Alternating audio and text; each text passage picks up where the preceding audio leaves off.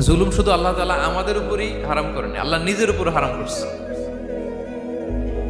জুলুম শুধু আমাদের জন্যই হারাম না, আল্লাহর জন্য হারাম। আল্লাহ তাআলা বলেন হাদিসে কুদসিতে, ইয়া ইবাদি, হে আমার বান্দারা, ইন্নী হারামতু যুলমা আলা নাফসি, আমি জুলুমকে আমি আল্লাহ নিজের উপরে হারাম করেছি।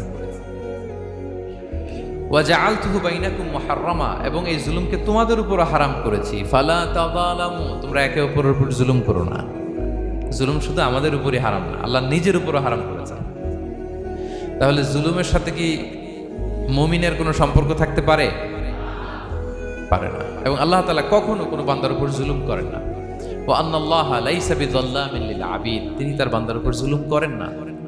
কোনোভাবেই যেন জুলুম না হয়ে যায়, এজন্য আল্লাহ তাআলা কিয়ামতের দিন মাওয়াজিনাল কিসত, ন্যায়ের মানদণ্ড তিনি প্রতিষ্ঠা করবেন, যাতে একটু ভুল না হয়ে যায়। জুলুম